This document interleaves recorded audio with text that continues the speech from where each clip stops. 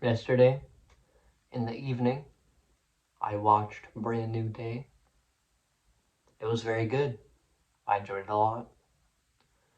I've seen, I think, all of the Spider-Man movies up to now, at least since the 2000s. I know there were some more obscure ones in like the 50s or something, but I've seen all the ones from Tobey up to now. This is one of my favorites, for sure. It's been a long time since I've seen the original Spider-Man 2. I've heard that's the best one. I haven't watched it in like a decade, so I'll have to do that again. But this is absolutely the best Tom movie. The writing was much better than his other stuff. His other stuff had a lot of the, generic MCU jokes where there's a serious moment and then they'll interrupt it with, you know, something stupid. This had that a couple times. Of course, spoilers for the movie in this video. Big spoilers. Try to keep it down a bit, but I would recommend watching the movie before the video here. I will put up on screen when the big spoilers happen and when they stop, if that is necessary. But I thought the villain was really interesting. If you told me that that was the villain like beforehand, which I had heard rumors that it was, but I went in to see myself, I would have thought that was a bad idea.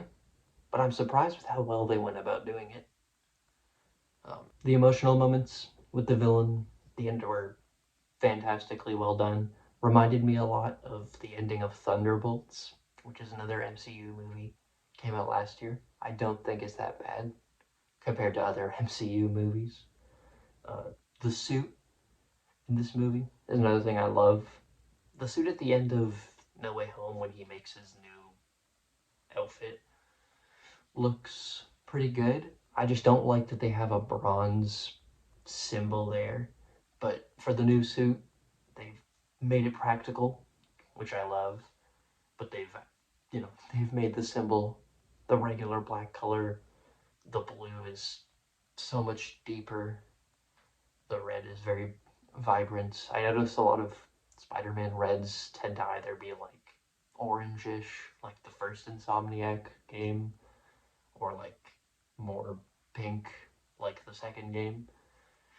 But this is a suit that I think finds fantastic middle ground where it's just purely red. Frank, Punisher, he's here too. That shouldn't be much of a spoiler, but because he's in the trailers, but still, uh, I think he was a great addition.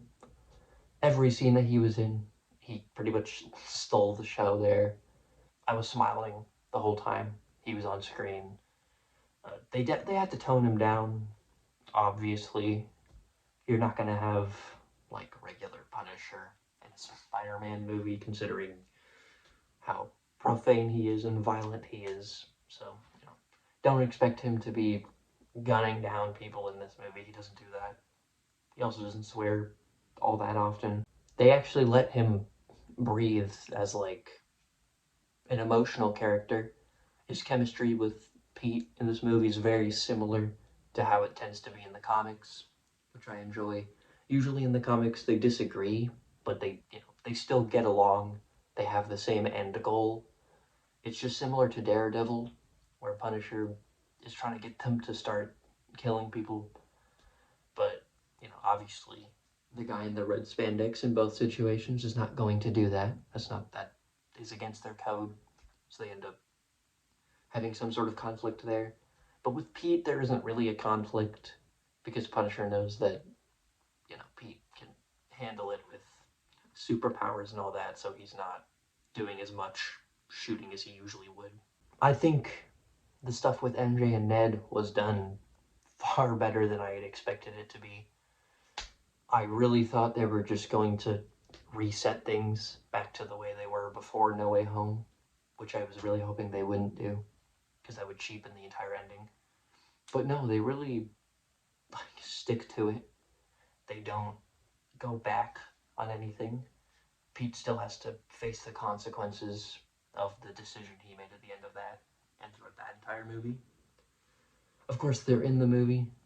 Zendaya and Tom are married, and they are pretty good friends with Jacob, having worked with him for almost a decade at this point in these Spider-Man movies.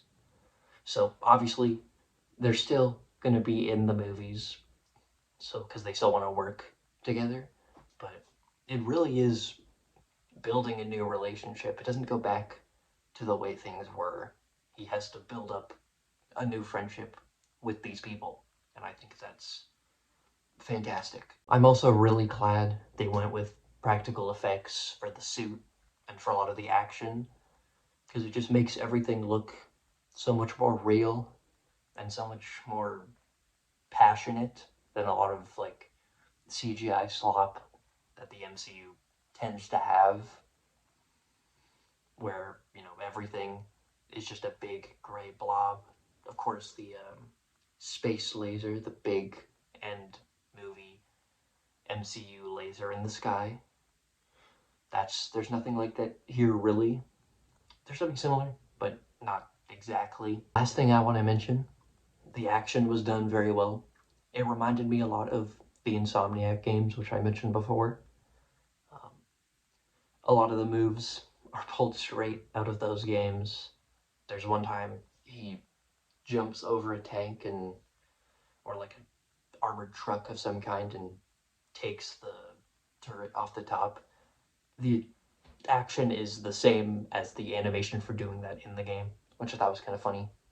Most people probably wouldn't catch that, but I've played the games multiple times, so I did. It was fun.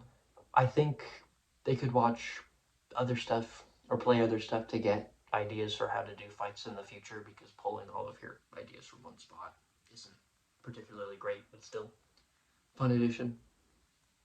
Yeah, just wanted to talk about the movie. I really enjoyed it. What do you think of it? This isn't like a review by any means. This is just me talking about what I liked. Just a few minutes. Had the time. Yeah, that's about it. See you.